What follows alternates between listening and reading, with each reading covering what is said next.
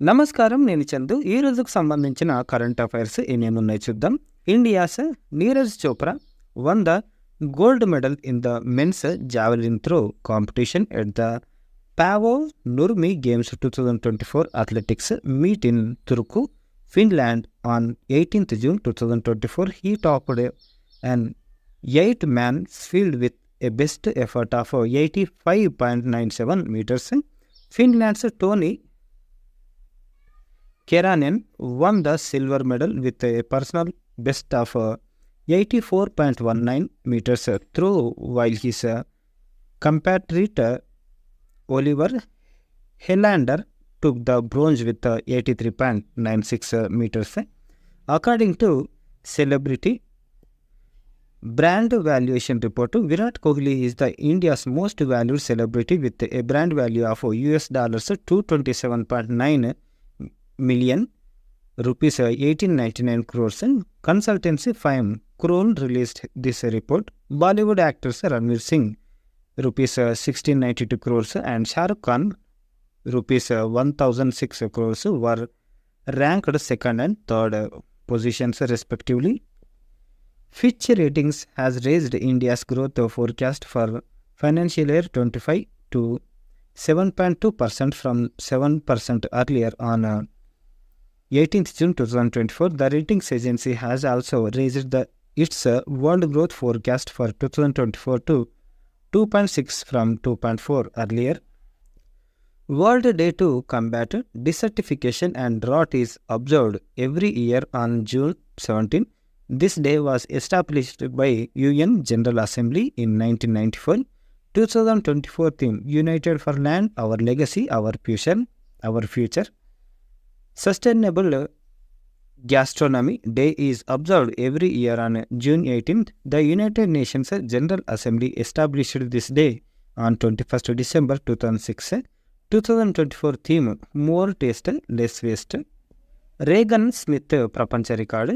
Indiana police నుంచి American swimmer Regan Smith 100 metres back స్ట్రోక్లో ప్రపంచ రికార్డు సృష్టించింది. యుఎస్ ఒలింపిక్స్ ట్రైన్లో భాగంగా మంగళవారం రాత్రి జరిగిన ఈవెంట్లో 22 ఇయర్స్ రేగన్ 57.13 సెకండ్లలోనే గమ్యాన్ని చేరుకుంది. తద్వారా ఏడాది క్రితం ఆస్ట్రేలియా స్విమ్మర్ కైలీ మెక్కియోన్ నెలకొల్పిన 57.33 సెకండ్ల రికార్డు కనుమరుగైంది.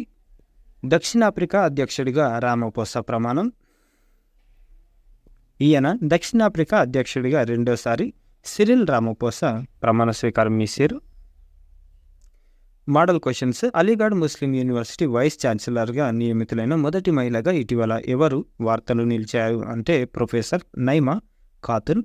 5 ఏళ్ల పాటు ఈమె ఈ పదవిలో ఉంటారు. 100 ఏళ్ల వర్సిటీ చరిత్రలో ఈ అత్యున్నత పదవి చేపట్టిన తొలి మహిళగా ఆమె చరిత్ర సృష్టించారు.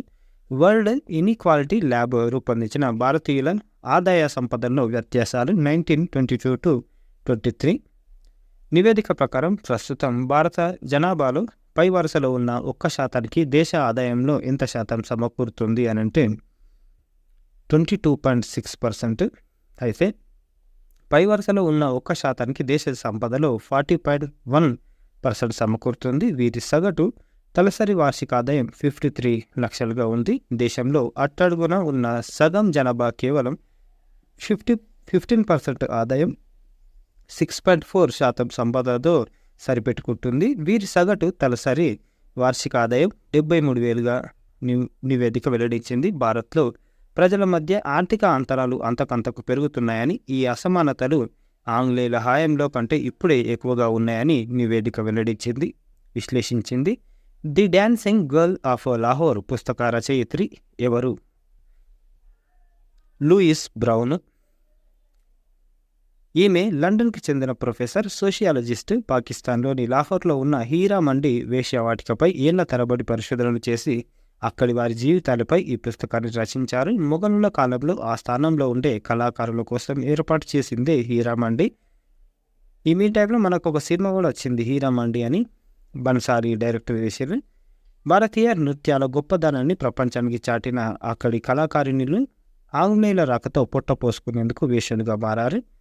బ్రిటిషర్ల రాకతో కోలకత్తాలోని కళాకారిణులు వేషలుగా మారిన తీరును రచయిత్రి తన మొదటి పుస్తకం ఈడెన్ గార్డెన్స్లో వివరించారు.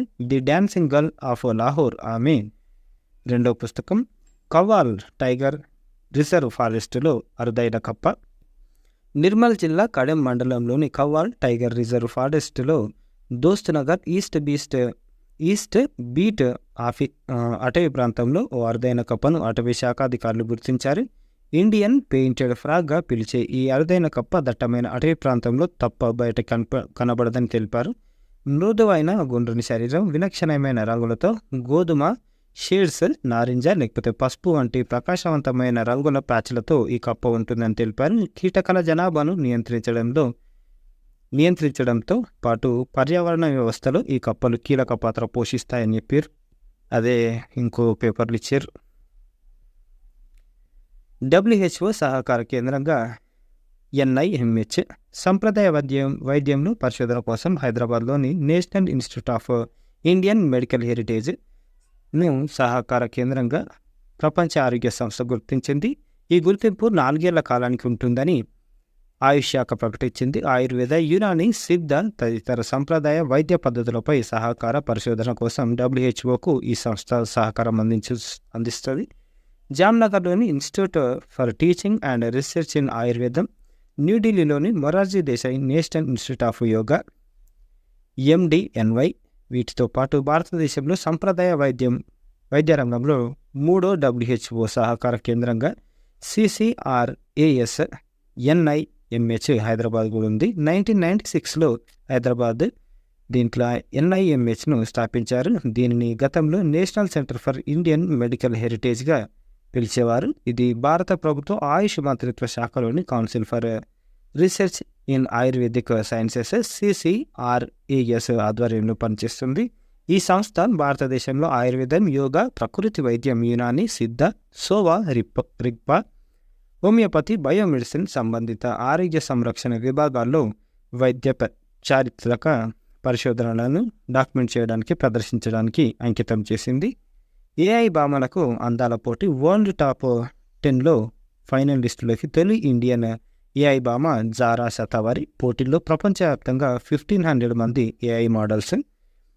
ఇది అంతా ఆర్టిఫిషియల్ ఇంటెలిజెన్స్ అయిపోయింది కాబట్టి దానికి కూడా పోటీలు పెడుతున్నారంట. మన ఇండియన్ AI భామకు 10th ప్లేస్ వచ్చింది. ఇది ఆమె photo. Indian AI model Zara సతావరి.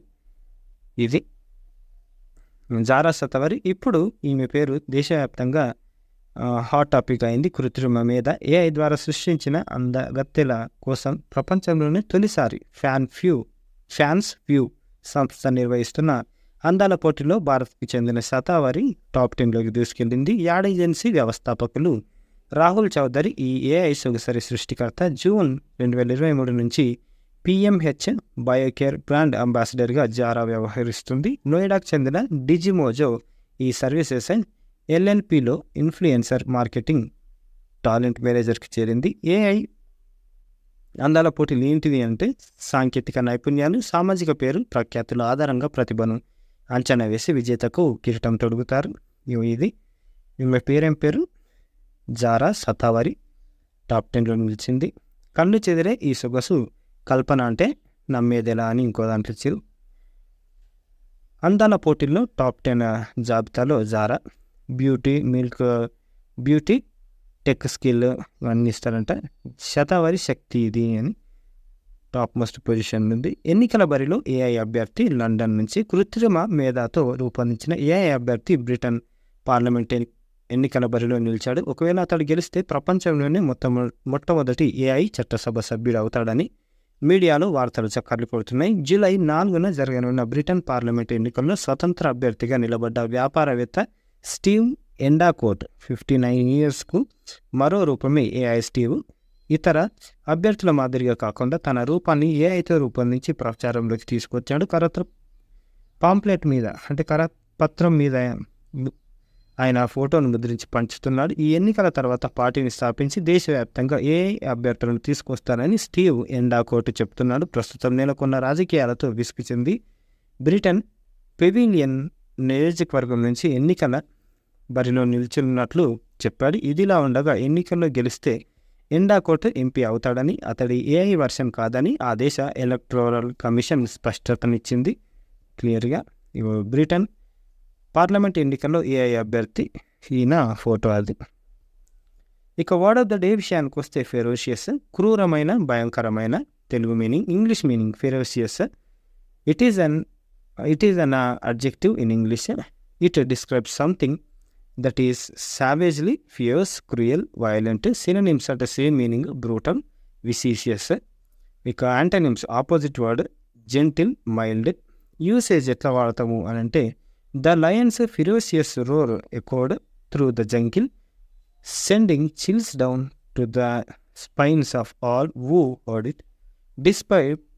Despite her small size, the dog was ferocious in defending her territory against any intruders.